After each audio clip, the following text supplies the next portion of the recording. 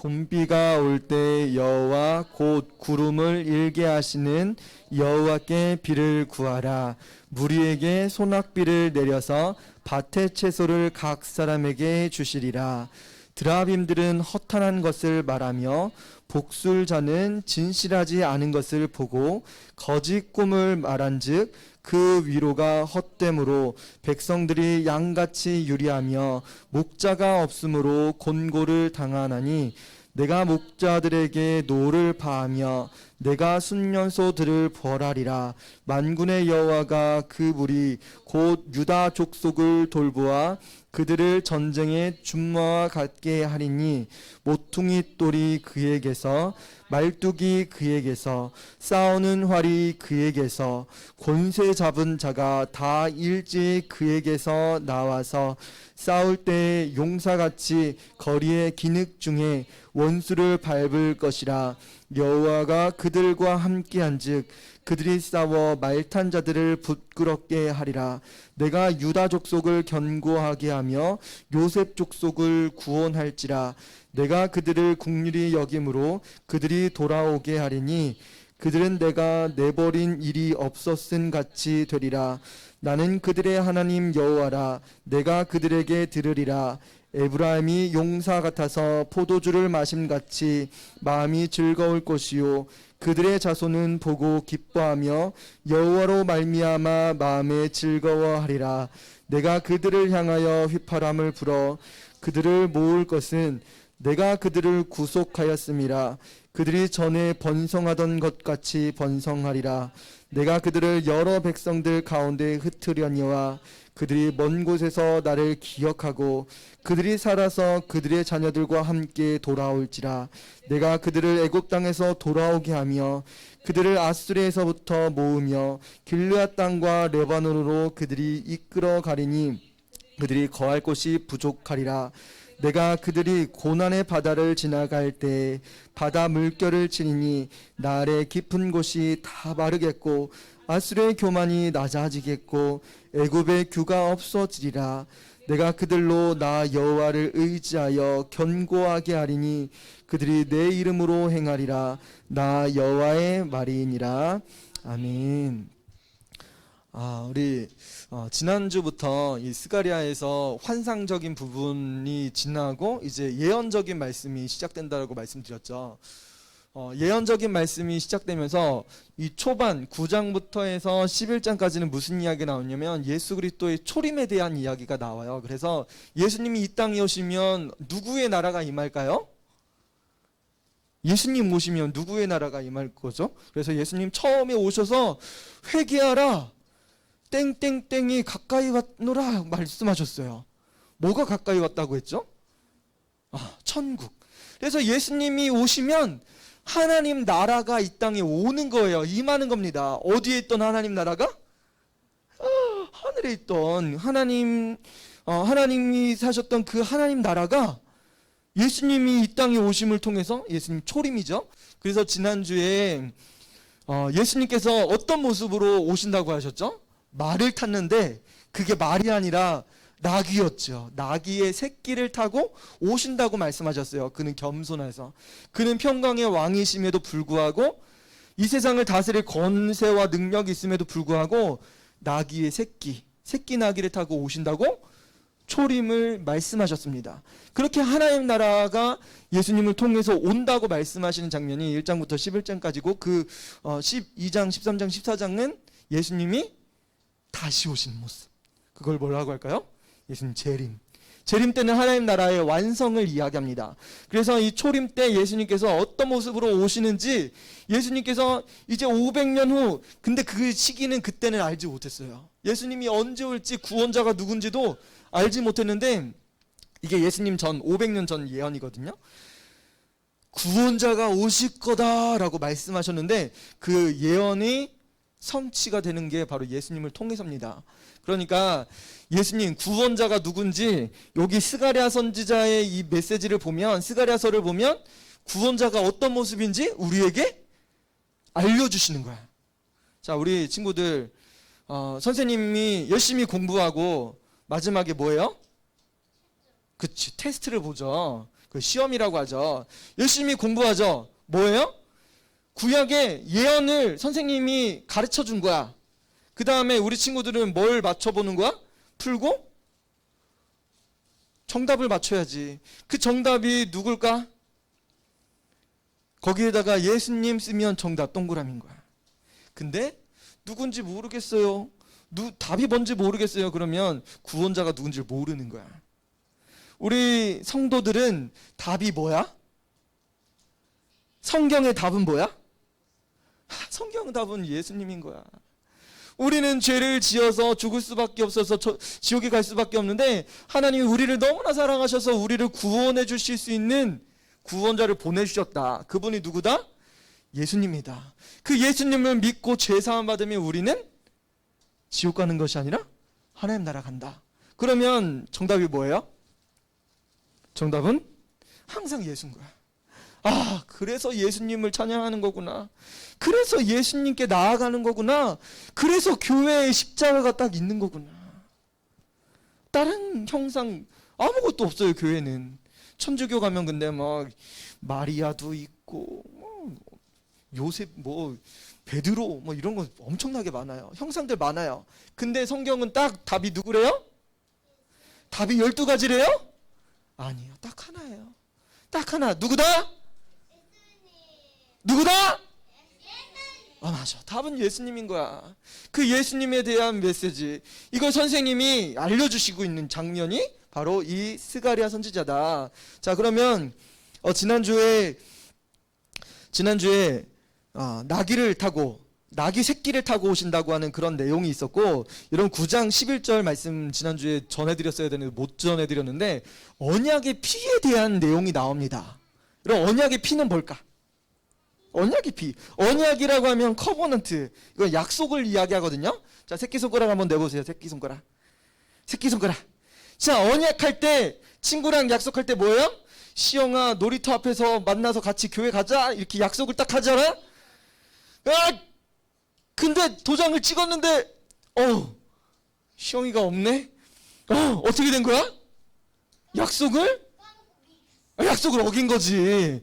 자, 근데, 인간은 야 본민아 미안해. 얘가 깜빡깜빡해. 근데 누구도 우리가 의도치 않게 약속을 일부러 어기려고 하는 상황도 있지만 우리 웬만하면 약속 지키려고 하잖아요. 그렇죠? 근데 인간은 그 약속을 항상 지킬 수는 없어요. 왜? 우리 몸은 여기 있으니까. 몸은 하나인데 말한 거는 많아. 도장 찍은 거는 많아. 이거 다 실행하려다 보면 우리가 퍼지는 거야. 더 이상 할 수 없는 그런 상황에까지 처해집니다. 근데 하나님은 우리에게 약속하실 때 항상 지키셨을까? 아니면 안 지키신 적도 있는 것 같은데? 그럴까? 안 지키신 적이 있을까? 없을까? 하나님이 약속하시는데 안 지키신 게 없대요. 하나님의 약속은 완전하고 신실합니다. 근데 누가 항상 약속을 안 지키는 거야? 얘들아, 가나안 땅에 들어가면 우상 숭배하면 안 돼. 가나안 땅에 가서 너네 점치거나 그러면 안 돼. 누가 말씀하셨어요? 하나님 말씀하셨어. 근데 이스라엘 백성들 어떻게 했을까? 가나안 땅에 들어갔더니만 농사를 어떻게 하면 잘 짓지? 우와, 이쪽에 바알 신이 있네? 이 바알 신이 우리에게 풍요를 주는 신이래. 우와, 이 신한테 절하면 우리 곡식 많이 추수할 수 있대. 우와, 비도 많이 주시고 곡식도 많이 준다고 하는데 하나님이 계신가? 여러분, 하나님 체험하지 못하면 여러분 다 누구한테 가는 거예요? 세상신한테 가는 거예요. 세상신. 다른 신한테 가는 거야. 이 세상에 있는 무당들한테도 가고 이 세상에 있는 것들로 향해 가는 거야. 세상이 더 좋습니다. 하나님 없어도 됩니다. 그렇게 가요. 실제로 이스라엘 백성들이 그렇게 갔습니다. 근데 여러분, 언약의 피라고 했잖아요. 이 언약의 피는 약속인데, 근데 그 약속에 무슨 단어가 들어갔어요? 약속은 약속인데 피가 들어갔어요. 야, 좀 충격적이다. 약속을 했는데 뭘로 약속을 한 거야? 옛날에 진짜 이런 적이 있어요. 의형제를 맺겠다고 자기의 손가락을 이렇게 따가지고 피를 이렇게 촥 짜면서 우리는 피로 새긴 형제다 하면서, 같은 형제는 아니지만, 엄마 뱃속에서 나온 형제는 아니지만 우리는 이 피로 새긴 진짜 형제다라고 하면서 언약을 맺습니다. 여러분, 그런데 여러분, 왜 피의 언약이냐?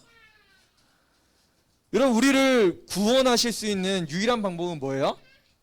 우리가 용서받을 수 있는 방법 뭘까? 하나님이 우리에게 태초부터 아담 하와 이후로 우리에게 용서받을 수 있는 방법을 주셨어요. 그 방법은 뭘까요? 바로 희생제사인 거야. 희생제사. 그래서 이 희생제사가, 그때는 뭐 제단도 없었어. 아담 때는 제단도 없었어요. 근데 누구 때 제단이 생겼어요? 가인과 아벨 때 제단이 생기고, 그 다음에 모세 때는 뭐예요? 성막이 생겼습니다. 그 다음에 솔로몬 때는 뭐가 생긴 거예요? 성전이 생긴 거예요. 지금 오늘날에는 뭐가 생긴 거예요? 교회가 생긴 거예요. 그 안에서 뭐 할까? 그 안에서 예배하는 거예요? 그 안에서는 언약의 피가 흘려지는 거예요. 누구 죄 씻음 받으려고? 내가 가지고 있는 죄 용서받기 위해서. 태초부터 있었던 거예요. 그거는 하나님께 예배하고 경배하는 그런 차원이 아니라 항상 교회는 희생제사, 그래서 피의 언약이 있는 거예요. 여기 십자가가 무슨 의미야? 예수님 나를 위해서 죽으셨습니다. 십자가에서 죽으셔서 피 흘리셨습니다. 언약의 피가 있는 거예요. 여러분, 스가랴 선지자가 이 언약의 피에 대해서 괜히 썼을까? 모르고 썼을까? 누가 알려주셨을까? 그 구원자는 언약의 피를 감당할 거라고 말씀해 주시는 거예요. 여러분, 이해되나요? 여러분, 이게 믿어졌으면 좋겠어요. 한번 따라해 볼까요? 아멘? 여러분, 믿어졌으면 좋겠어요. 지금은 잘 이해가 되지 않지만 이 언약의 피가 이 태초부터 아담 이후로부터 예수님을 통해서, 그리고 영원토록 여러분만 구원받는 것이 아니라 여러분들이 예수님을 전해주면 그 사람들도 예수님 믿고 구원받는 거예요. 언약의 피, 여러분, 이 언약의 피를 통해서 무슨 일이 벌어질까요? 여러분, 11절에 보면 또 너로 말할진대 내 언약의 피로 말미암아 내가 내 갇힌 자들을 물 없는 구덩이에서 놓았나니. 그럼 갇혀있는 자들을 물 없는 구덩이에서 놓았대요. 여러분, 물 없는 구덩이는 뭘까? 그럼 구덩이는 이렇게 구덩이 파는 거잖아요. 구덩이 왜 팔까요? 뭐 동물 잡으려고 이렇게 덫을 만들려고 했을까? 이 구덩이 뭐 우물 팔려고 구덩이 파기도 하죠. 그런데 여기는 물이 있대요, 없대요? 물이 없어요. 옛날에 요셉을 형들이 팔아먹으려고 이 물 없는 구덩이에다가 던졌죠. 그리고 애굽에 팔았죠. 여러분, 물 없는 구덩이에 빠지면 천장만 이렇게 보는 거예요. 하늘만 보여요. 그리고 아래에서 아무리 올라가려고, 자기 힘으로 올라가려고 해도 이 물 없는 웅덩이 빠져나갈 수 있다, 없다? 없다. 우리는 어떤 존재인 거예요? 갇힌 자들. 우리는 죄로 인해서 죽고 갇혀있는 존재라는 거예요. 아무리 이 웅덩이에서, 물 없는 웅덩이에서 나가려고 해도, 노력을 아무리 해도 나갈 수 없는 거예요. 스스로 구원받을 수 있는 방법이 우리에게는 아무것도 없는 거예요. 물 없는 구덩이입니다. 이거는 결국은 우리의 죄로 인해서 죽을 수밖에 없는 모습을 이야기하는 거예요. 그래서 예수님의 피의 언약을 통해서 어떻게 됐냐면 12절에 갇혀 있으나 소망을 품은 자들아. 이제는 갇혀 있지만 우리에게 이 언약의 피 때문에 소망이 생긴 거예요. 와, 너무 좋아, 너무 좋아.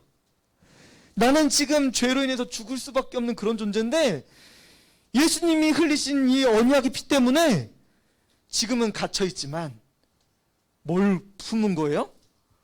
소망을 품은 거예요. 소망을 품은 거. 지금 이 세상에서는 내가 이렇게 고난을 당하고 힘들고 괴롭고 육체적인 아픔도 있고 자녀들 때문에 힘들고 엄마 아빠 때문에 괴롭힘 당하고 친구들한테 뭐 따도 당하고 이렇지만 뭐예요? 여러분들은 갇혀 있지만 소망을 품은 자들이래요. 무엇 때문에? 언약의 피 때문에. 이런 구원자 메시아가 오늘 두 가지 힌트가 나왔어요. 뭐였어요? 첫 번째는 나귀, 새끼 나귀를 타신 분. 그 다음에 두 번째는 언약의 피를 통해서 우리를 갇혀 있는 거에서 소망으로 이끌어 주실 분이라는 소망의 메시지가 이 스가랴 선지자를 통해서 말씀해 주고 있습니다. 여러분 10장 오늘 말씀에 한번 보도록 할게요. 봄비가 옵니다. 봄비가. 우와, 봄비가 와요. 봄비 오면 좋죠. 막. 여러분 계절이 이 봄비는 이스라엘 이 시기가 봄비가 언제냐면 우리나라랑 약간 좀 다릅니다. 봄비라고 하면 이게 3월, 4월 날 오는 비는 맞거든요. 봄비가. 그런데 이거는 늦은 비라고 이야기를 해요. 이스라엘은 10월, 11월 그때쯤에 이른 비가 옵니다. 이른 비가 오는데 이것을 이때 파종을 하는 거예요. 10월 달에 파종을 해서 그때 비가 오는 거예요. 그 다음에 비가 오면 어떻게 돼요? 얘가 싹을 틔워서 이렇게 올라오죠. 쭉쭉쭉쭉 올라옵니다. 근데 중요한 거는 뭐냐면 그럼 이 봄비가 와야 돼요. 봄비가 와야 돼요. 봄비가 안 오면 쭉쭉쭉쭉 올라오던 것이 쭉쭉쭉 올라오고 이제 꽃도 피고 열매도 지금 맺으려고 하는 그 찰나에 뭐가 와줘야 돼? 비가 와야 되는 거야. 비가 와야 되는데 성경에 보니까 어떤 비가 와야 되냐면 소낙비가 내려야 된대. 소낙비가. 비가 조금 오면 이게 꽃이 피려고 하는 이때 비가 안 오면 어떤 일이 벌어질까요? 지난주에 우리 휴가를 다녀왔는데 그때가 진짜 제일 더운 주간이었죠. 옥상에 3번은 주중에 물을 줬음에도 불구하고 이파리가 얼마나 많이 타 죽었는지 엄청나게 많이 이게 시들고 그랬어요. 얼마나 많이 더웠는지. 여러분 뭐가 필요한 거예요? 결실할 땐 뭐가 필요하다? 그냥 비가 아니라 소낙비가 필요한 거예요. 소낙비. 조금 주는 거 우리 옥상에 가면 여러분 흙을 보면 흙이 처음에 심었을 때 이게 물을 이렇게 확 주면 이 땅이 어떻게 되는지 알아요?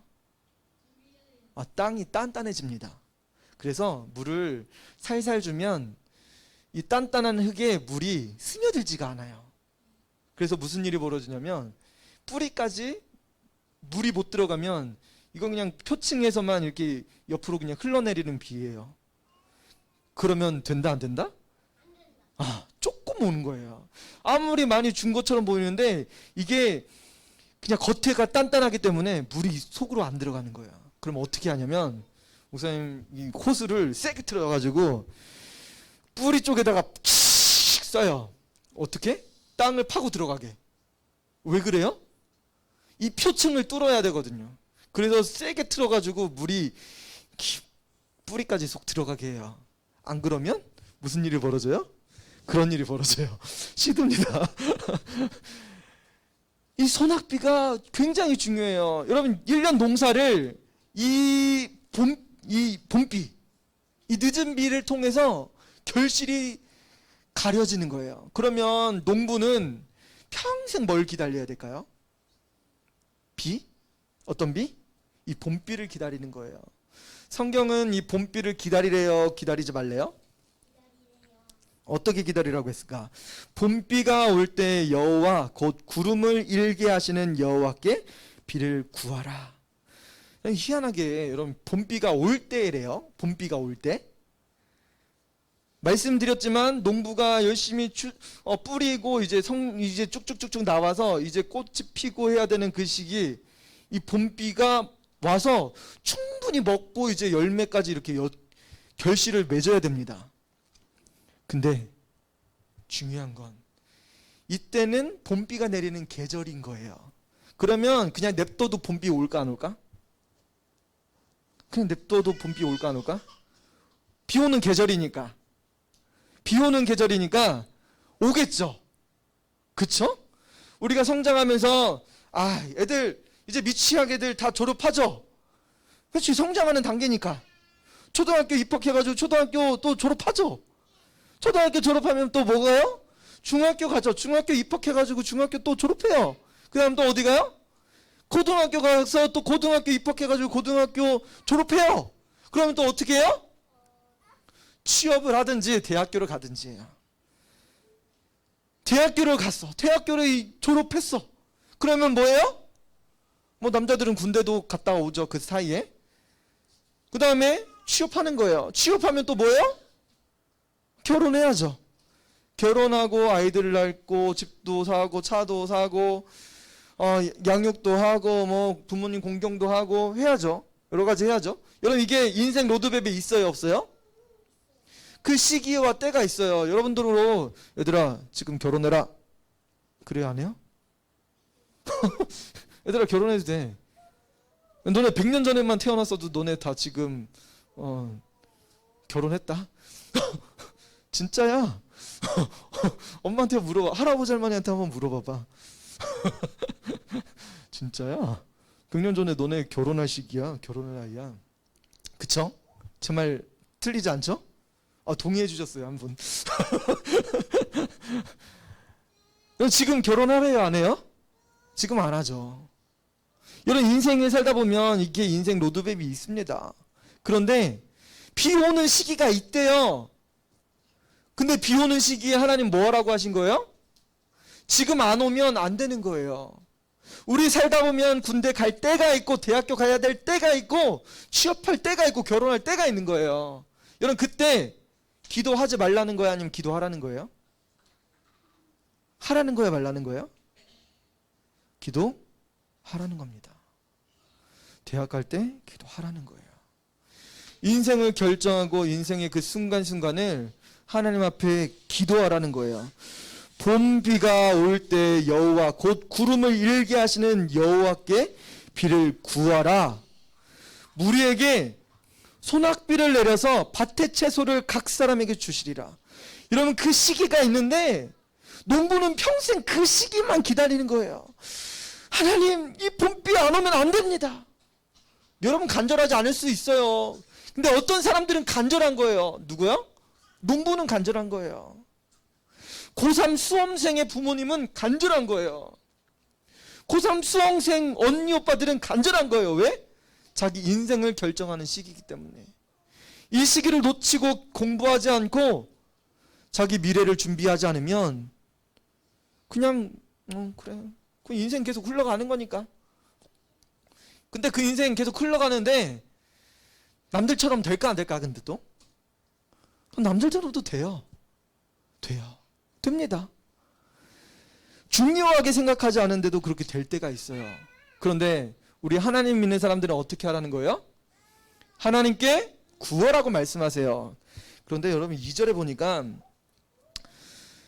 드라빔들은 허탄한 것을 말하며, 여러분 드라빔 뭔지 아세요? 성경에 보면 드라빔 몇 번 나오는데 요셉의 어머니 누군지 알아요?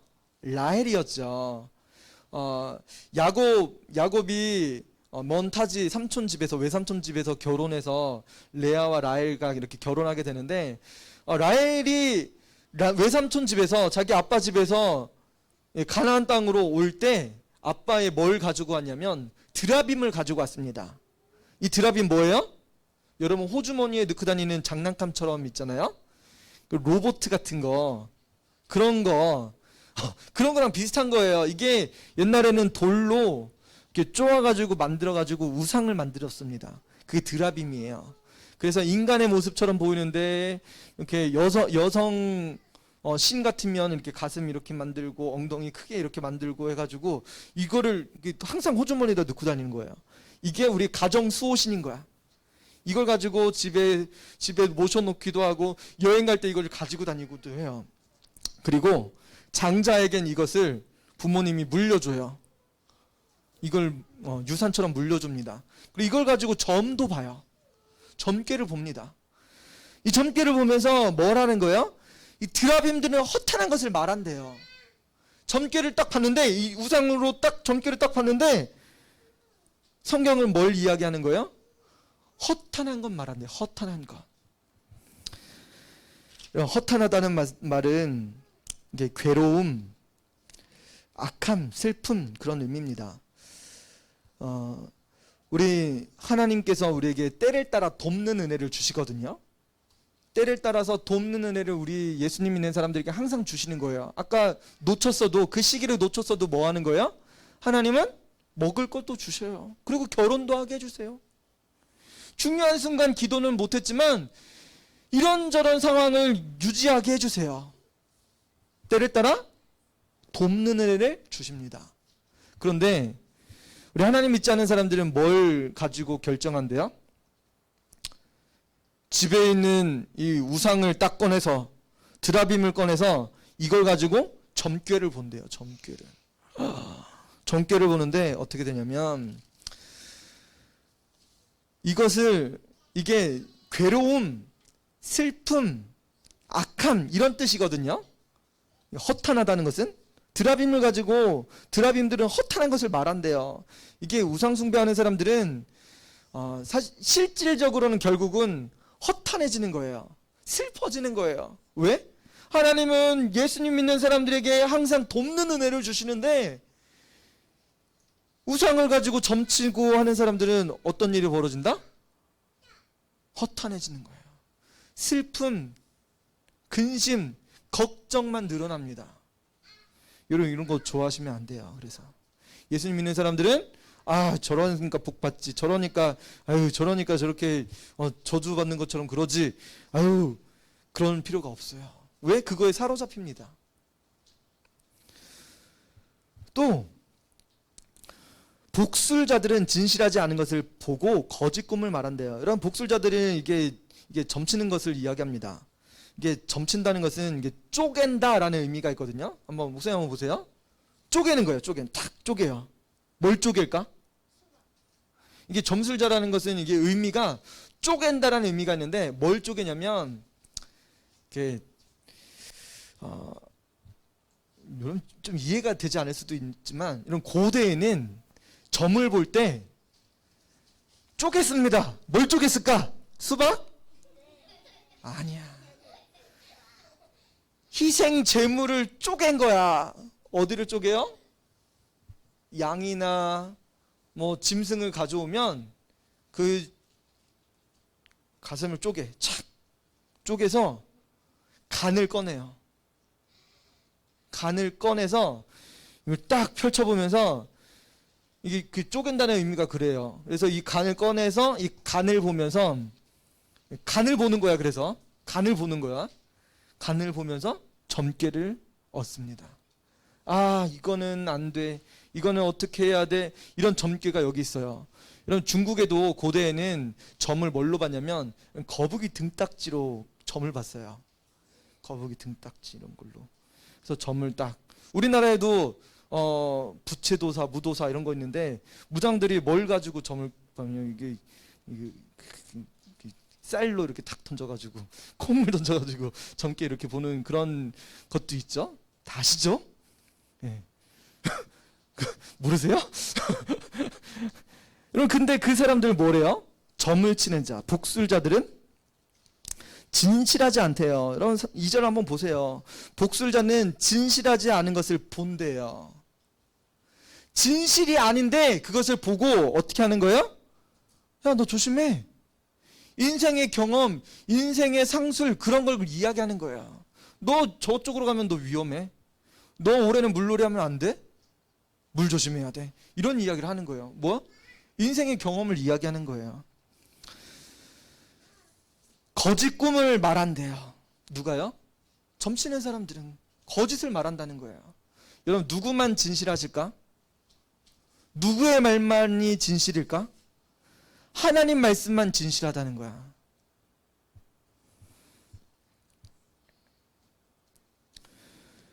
그 위로가 헛됨으로 백성들이 양같이 유리하며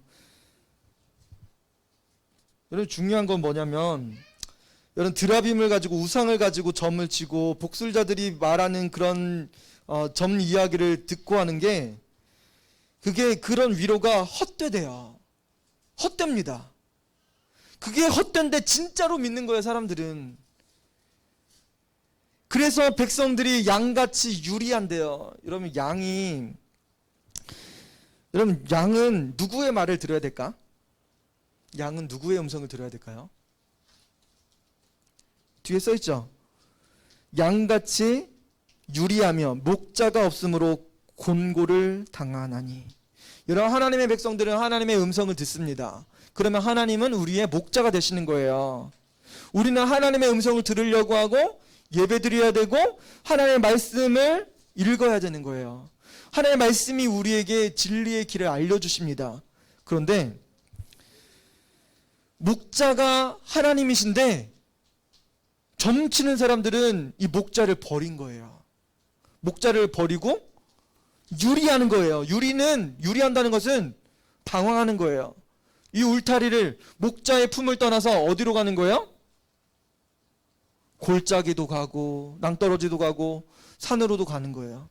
그러면 누가 나타날까요?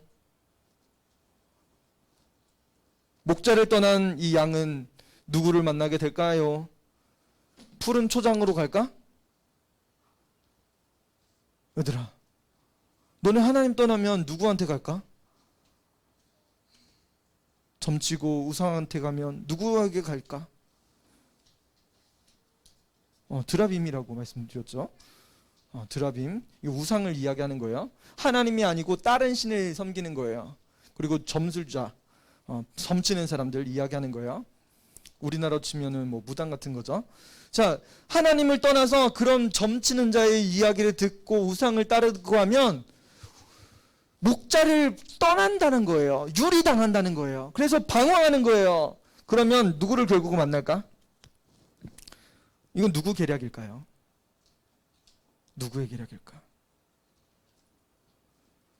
결국은 이 양은 목자를 떠났기 때문에 사나운 짐승을 만날 수밖에 없습니다.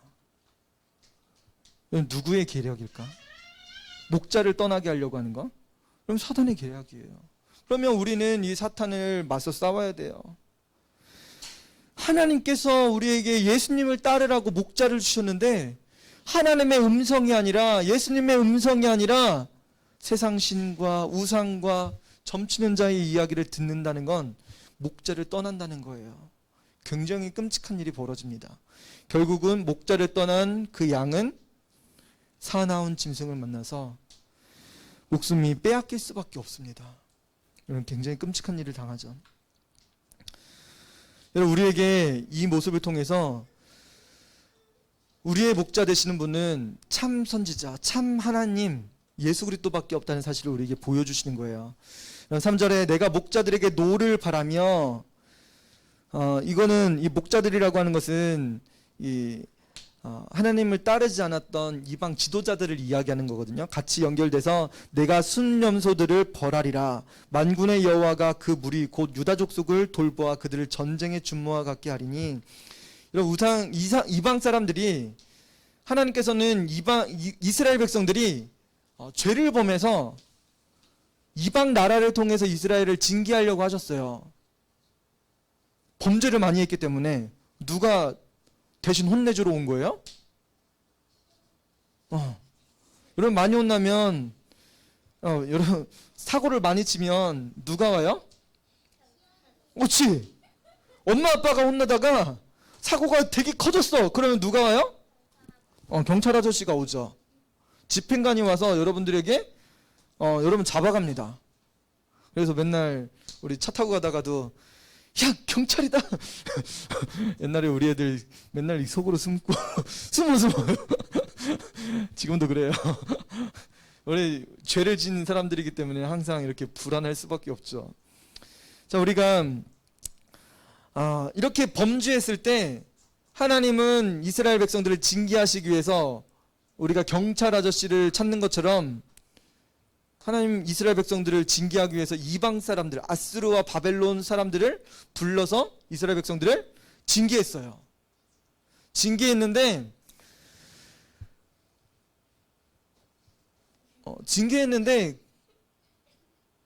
그 징계하는 민족들이 어떻게 했냐면 이스라엘 백성들을 너무 심각하게 징계했어요. 아예 그 씨를 끊어버리려고 했습니다. 그래서 하나님은 그 목자들이라고 하면서 노를 바랬다라고 하세요. 그리고 순념소들을 벌한다고 말씀하셨습니다. 그러면서 유다 족속을 돌보시고 그들을 불러 모으실 거라고 이야기하세요. 여러분 4절 말씀 한번 볼게요. 4절 말씀 같이 한번 봅시다. 시작. 모퉁이 똘이 그에게서, 말뚝이 그에게서, 싸우는 활이 그에게서, 권세 잡은 자가 다 일제히 그에게서 나와서. 자, 모퉁이 똘, 성경에 모퉁이 똘에 대한 이야기가 나옵니다. 여러분 예수님을 모퉁이 똘로 비유가 되는데, 건축자들이 버린 돌이 모퉁이 똘이 됐다라고 이야기해요. 여러분 모퉁이 똘이 뭔지 알아요? 돌멩이야. 맞아, 돌멩인데 모퉁이 돌이래. 모퉁이면은 저 어디에 박혀 있는 돌일까? 도깨비돌 같은 거 말고, 허탄한 거 말고, 허탄한 거, 허황된 거 말하면 안 돼. 그치, 하나님 돌인 거야. 이게 바로 예수님이라는 거야. 모퉁이 돌이라는 것은 건물을 지으는데 주춧돌을 이야기하는 거야. 말로 우리가 들리기에는, 시영아, 모퉁이 돌이 쓸모없는 돌처럼 들리잖아. 근데 이 모퉁이 돌은 저 가장자리에 그 사각 코너에 꼭 필요한 돌이야. 이 주춧돌이 되는 거야. 이 모퉁이 돌을 통해서 건물이, 기둥이 세워지고 석가래가 얹어지고 그 위에 지붕이 얹어지는 거야. 굉장히 중요한 돌이 이 모퉁이 돌입니다. 누굴 이야기하는 걸까요? 모퉁이 돌은 누굴 이야기하는 걸까? 누구에 대한 예언일까? 그렇지, 예수님에 대한 이야기예요. 그럼 다시 한번 예수님에 대해서 말씀하십니다. 모퉁이 돌이 그에게서, 말뚝이 그에게서. 여러분 말뚝은 뭘까? 말뚝. 말뚝은 뭘까? 말뚝. 천막을 치잖아요. 천막을 칠 때 제일 가운데다가 쭉 세워놓는 나무가 말뚝이에요. 그래서 천막을 세울 때 이 천 가운데서 딱 말뚝이 딱 세워지면 천막이 이렇게 세워지는 거예요. 천막 2개를 딱 세우고 양쪽에 또 이렇게 4개를 딱 세우면 천막이 이렇게 집 모양으로 됩니다. 말뚝이 중요한 거예요. 집을 세우는 게 누구예요? 바로 예수님을 이야기하는 거죠. 싸우는 활이 그에게서. 여러분 싸우는 활은 뭘까? 여러분 권세와 능력, 여러분 싸워야 되는 그런 힘이 바로 예수님을 통해서 나온다는 거예요. 권세 잡은 자들이 다 그에게서 나와서 싸울 때 용사같이 거리에 진흙 중에 원수를 밟을 것이라. 여러분 비 왔을 때 여러분 진흙 밟아봤어요? 하이라, 진흙 밟아봤어? 진흙 밟으면 기분 좋아 안 좋아? 좋아요? 진흙 밟으면 누가 제일 안 좋아할까? 엄마가 안 좋아하겠지, 빨기 힘들어서. 자, 근데 거기에 누가 박혀 있대요? 원수가 박혀 있대. 여러분 예수님께서 이 세상에 오셔서 모퉁이 돌이 되시고 말뚝이 되시고 싸우는 활이 되시고 권세 잡은 자가 일어나셔서 원수를 이 진흙에서 밟으신다는 거야. 여러분 진흙에서 군인들 전투하는 거 보면 진흙탕 싸움이 있거든요. 진흙탕 싸움. 그 전쟁 영화 같은 거 보면, 얘들아 너네 일어나 있어라. 시영아 일어나 있어. 안 되겠다. 저 뒤에 가 있어. 붙으면 안 돼. 저 뒤에 가 있어요. 일어나 있어요. 진흙에서 싸움하는 게 있습니다. 그래서 진흙에서 싸움하려면 엄청나게 체력이 많이 소모돼요. 그래서 전쟁 영화 같은 거 보면은 칼 싸움을 하는데 진흙에서 칼로 칼 들 수가 없어요. 갑옷에 진흙이 다 껴가지고 이렇게 하기가 힘들어요. 황산벌 전투할 때 진흙에서 싸움이 벌어졌죠. 그래서 백제군이 졌죠. 여러분, 진흙에 있으면 싸움 굉장히 힘듭니다. 근데 예수님께서 진흙 중에서 원수를 밟으셨대요. 여러분, 원수가 진흙에서 힘을 낼 수 있을까 없을까? 힘을 낼 수가 없는 거야. 여러분, 한번 생각해봐. 얘들아, 너네가 생각할 때 너네보다 강하고 사탄이 힘이 센 것처럼 보고 우상들이 여러분들에게 점괘를 잘 주고 하는 것처럼 보이지만 예수님이 오셔서 이 사탄을 어떻게 하신다는 거야? 진흙에 밟아 넣으신대. 얘들아, 그 점괘 되는 대로 맞는 거 있을까? 네, 여러분들이 생각할 때 그게 맞는 것처럼 보이고 그게 진짜 될 것처럼 보이고 그러지만 예수님은 그거 아무것도 아니래. 그 원수를 진흙에서 밟으신대. 얘들아, 너는 똑바로 생각해야 돼. 시영아, 너 나가 있어. 안 되겠다. 나가서 들어. 엄마 옆에서 들어.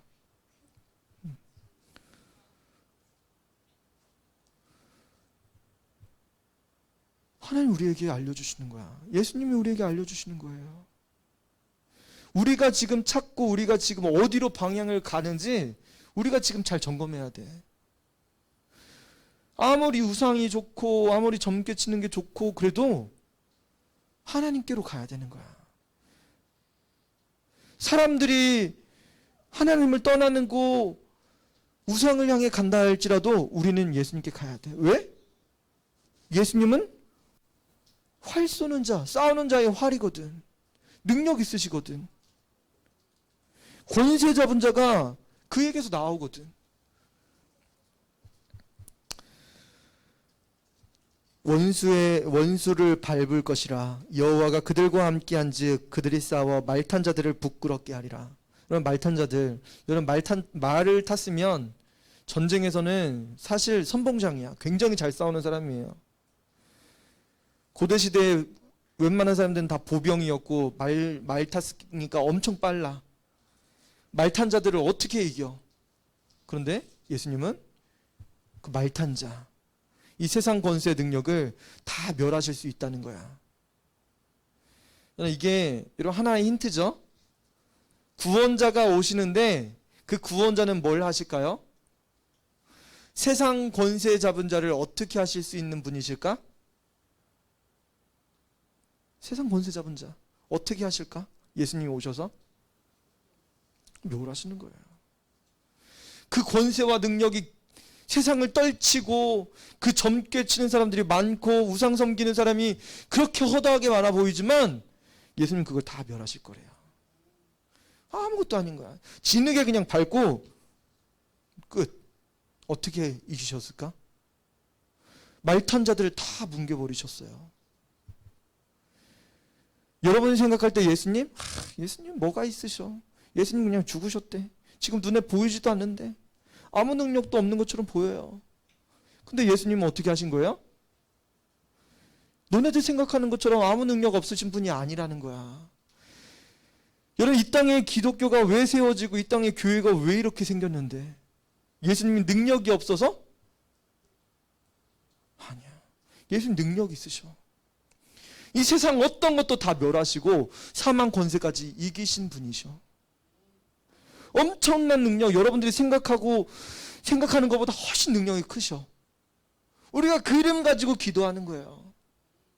우리가 그 힘이 없으면 예수님 믿는 게 헛것인 거야. 그게 부활 신앙이 돼야 돼요. 예수님 이기시고 예수님 승리하신 그 능력 가지고 사는 거야. 자, 한번 따라해 봅시다. 예수님은 모퉁이 돌이십니다. 예수님은 말뚝이십니다. 예수님은 싸우는 활이십니다. 예수님은 권세 잡은 자십니다. 원수를 진흙에 밟으실 겁니다. 여러분, 진흙에 얼굴이 밟히면 그 얼굴 그 아름다운 얼굴도, 그 용맹했던 얼굴도 필요 있어요? 다 사라지는 거예요. 제일 비참한 게 바닥에 눕혀졌는데 거기에도 진흙으로 밟혀진 그 얼굴이에요. 얼마나 비참해. 누가요? 여러분들이? 여러분들이 그렇게 비참해진다고? 아니야. 원수가 그렇게 된다는 거예요. 여러분, 허탄한 것을 쫓아가면 근데 원수처럼 되는 거야. 여러분들이 누구를 쫓아가야 되는지, 여러분 하나님을 쫓아가야 된다는 사실을 여러분 알아야 돼요. 여러분, 그렇게 예수님은 여러분들을 돌아오라고 말씀하셨습니다. 하나님 우리에게 유다 족속처럼, 요셉 족속처럼 긍휼히 여김을 받고 돌아오라고 말씀하셨어요. 돌아오면 이전에 없었던 그 영광, 그거 다 돌려주신대요. 하나님께서 주시려고 했던 그 부흥, 그 권세의 능력 다 주신다고 하세요. 뭐 하면? 돌아오면. 죄에서 돌이키고 우상 버리고 점치던 거 그만두고 주님께 돌아오면 하나님께서 여러분들을 다시 세워주신대요. 7절에 에브라임이 용사 같아서 포도주를 마신 같이 마음이 즐거울 것이요 그의 자손을 보고 기뻐하며 여호와로 말미암아 마음이 즐거워하리라. 하나님께서 우리에게 즐거움과 기쁨을 주실 거예요. 예수님께 돌아오면 하나님께서 우리에게 즐거움을 주십니다. 번성하게 하시고, 8절에 번성하게 하신다죠. 구속하시고 번성하게 하시고,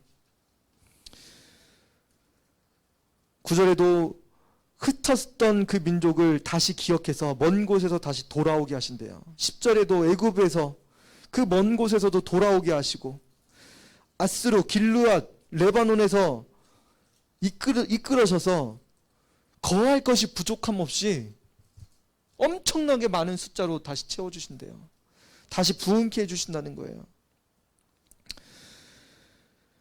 그들이 고난의 바다를 걷고 바다 물결을 치는 그곳, 깊은 날강처럼 그런 곳에 있었다 할지라도 하나님께 돌아오게 해주시고 그에게 은혜를 베풀어 주시고 하나님께서는 견고한 성이 되실 겁니다.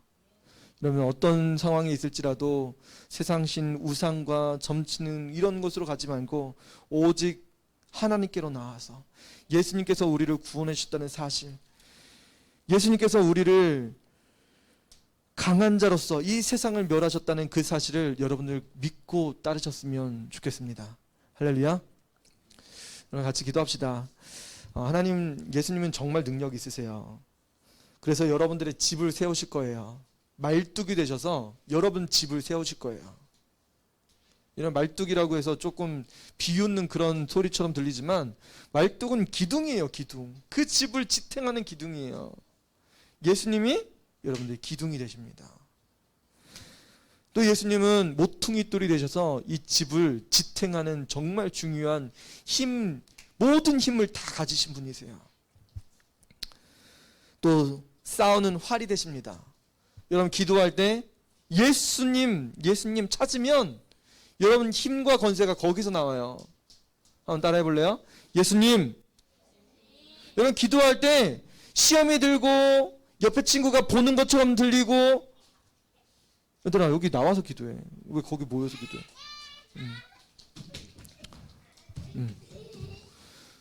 우리 친구들이 뭘 가지고 기도해야 되냐면 예수님의 이름으로 기도하는 거예요. 예수님의 이름으로.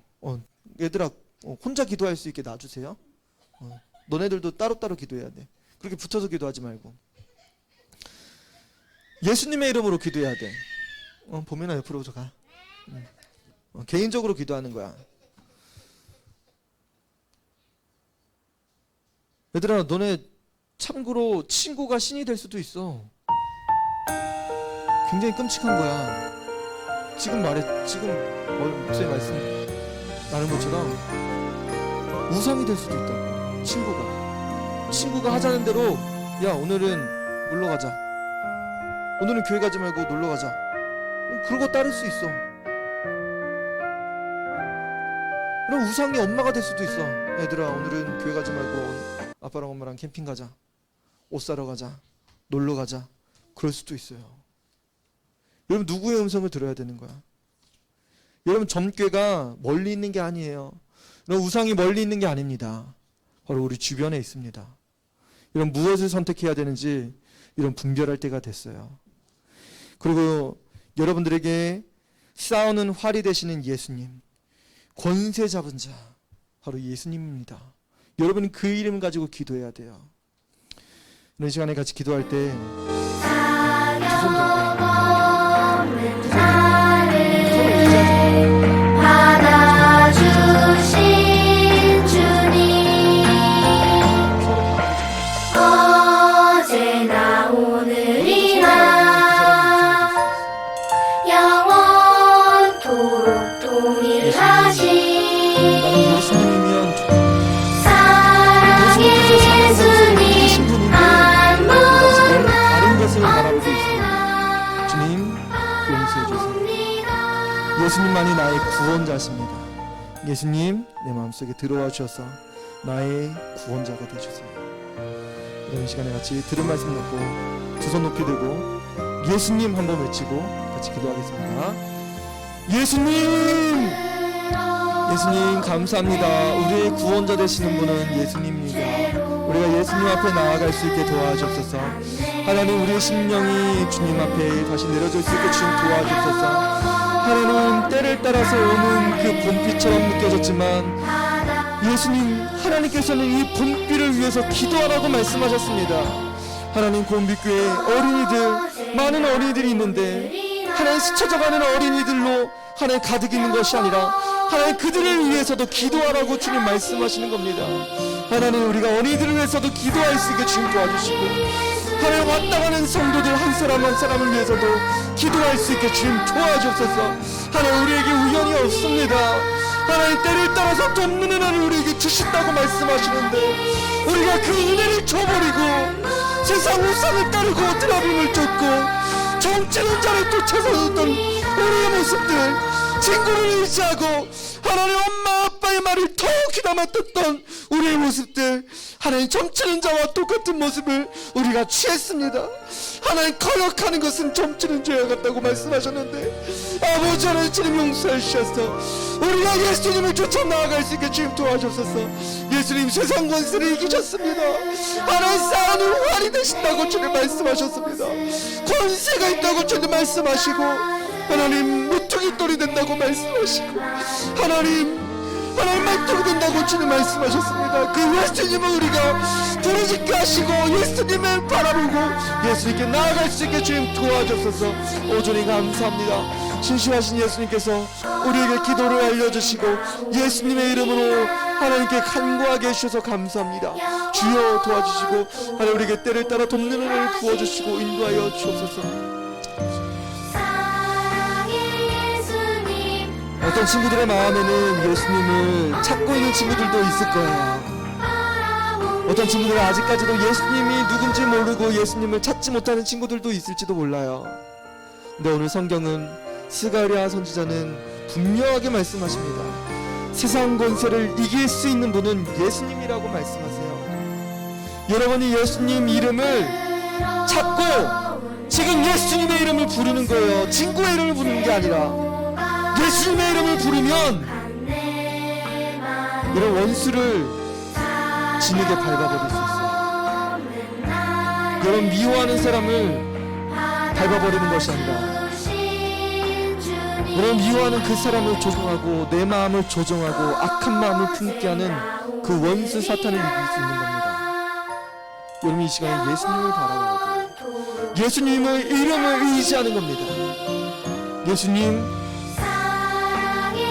나의 원수를, 이 사탄을 멸할 주옵소서. 나에게 잘못된 생각을 넣어주고 네가 친구를 미워하게 하고 부모님을 믿게 하고 나를 아프고 고통스럽게 하는 모든 사단의 권세를 멸해 주옵소서. 예수님, 여러분, 예수님의 이름을 찾으면 됩니다. 이 시간에는 예수님 3번 부를 거예요. 예수님, 예수님, 예수님 부르고 같이 예수님의 이름을 부르면서, 기도하기 힘든 친구들은 계속 예수님의 이름을 부르세요. 예수님의 이름은 싸우는 활이 되십니다. 여러분 대신 싸우실 거예요. 예수님의 이름을 불러야 된다고. 봄이나 뒤로 돌아. 예수님의 이름을 불러. 예수님 3번 부를 거예요. 기도하기 어려운 친구들은 눈 감고 예수님만 부르세요. 예수님. 예수님 나에게 승리해 주세요. 예수님 우리 가정을 회복시켜 주세요. 예수님의 이름을 부르세요. 이 시간 같이 두 손 높이 들고 예수님의 이름 세 번 외치고 같이 기도하겠습니다. 예수님! 예수님! 예수님! 예수님 감사합니다. 하나님 우리가 예수님의 이름을 부릅니다. 주여 도와주셔서 하나님 우리의 부족한 입술로 예수님을 부를 때 하나님 아버지 사랑의 딸에게 찾아와 주시고 예수님이 능력 있는 분이라고 하나님 아버지 말씀하셨습니다. 구원자가 예수님이라고 말씀하시고 하나님 아버지 가정을 구원하실 수 있는 것은 오직 예수님밖에 없습니다. 예수님 우리 사랑하는 딸이 하나님 예수님을 부를 수 있게 주님 도와주시고 예수님을 만날 수 있게 주님 도와주옵소서. 예수님 감사합니다. 예수님의 심령을 부어주셔서 예수님 모퉁이 때려 돌이 되시고 하나님 기둥이 되어주셔서 하나님 사랑의 딸의 중심에 하나님 예수님 코하시고 하나님 그 입술에 예수님을 부를 수 있게 주님 도와주셔서 오 주님 감사합니다. 오 주님 인도하여 주옵소서. 하나님 예수님 부릅니다. 이 시간에 예수님 부릅니다. 하나님 내 마음속에 찾아오셔서 하나님 예수님 부를 수 있게 도와주옵소서. 예수님 도와주옵소서. 만날 자를 지금 찾기를 원합니다. 하나님 만남 많은 자를 하나님 아버지 만나보기를 원합니다. 예수님 사랑의 딸을 만나주시고 예수님의 십자가의 부활과 그 은혜를 경험할 수 있게 주님 도와주옵소서. 오 주님 감사합니다. 오 주님 감사합니다.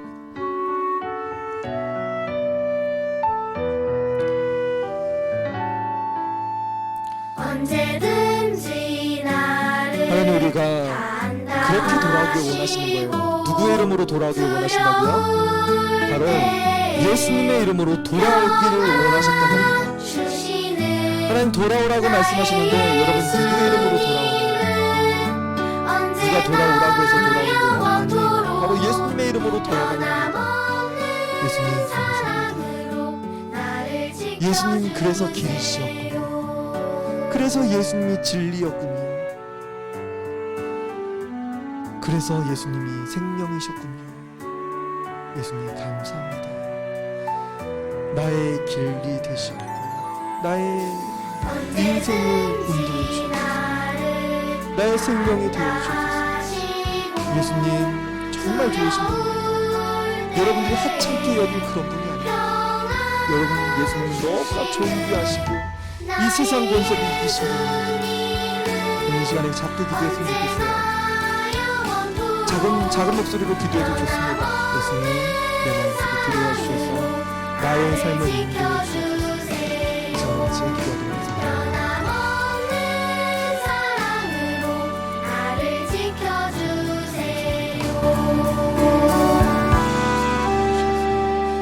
예수님 찾게 하시고 예수님 주시고 예수님 따라가게 해주셔서 감사합니다.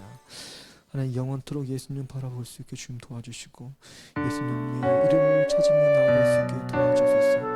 신실하신 주님 사랑하는 내 마음 가운데 주님 다가오시어서 하나님 그 어떤 환경보다 예수님을 더 사랑하며 예수님을 바라보며 언제든지 나를 단다 하시고 두려울 때에 평안 주시는 나의 예수님은 언제나 영원토록 변함없는 사랑으로 나를 지켜주세요. 하나님의 무한하신 능력을 경험할 수 있게 도와주소서. 주님 감사합니다. 예수님 감사합니다. 주님 주님을 보여주시고 사랑들의 날려달라 예수님을 주님을 언제든지 나를 단다 하시고 두려울 때에 평안 주시는 나의 예수님은 언제나 영원토록 변함없는 사랑으로 나를 지켜주세요. 변함없는 사랑으로 나를 지켜주세요. 같이 기도하겠습니다. 하나님 감사합니다. 내 삶 가운데 찾아와 주시고 예수님의 이름을 부를 수 있게 해주셔서 감사합니다. 이 시간에 주님께 돌아왔습니다. 우상을 숭배하고 점을 치고 친구를 따랐던, 부모를 따랐던 내 모습이 주님께 돌아왔습니다. 나를 받아주옵소서. 세상 권세를 이기신 예수님, 나를 사로잡고 있는 모든 악한 세력들을 예수님의 이름으로 진멸하여 주옵소서. 승리하여 주옵소서. 주님 승리하셨사오니 그 승리가 나에게 함께할 수 있게 이 시간 주님을 찾습니다. 내 삶 가운데 들어와 주옵소서. 나의 삶을 인도하여 주시고 주님께 평생을 구하며 살 수 있게 도와주옵소서. 예수님의 이름으로 기도합니다. 아멘.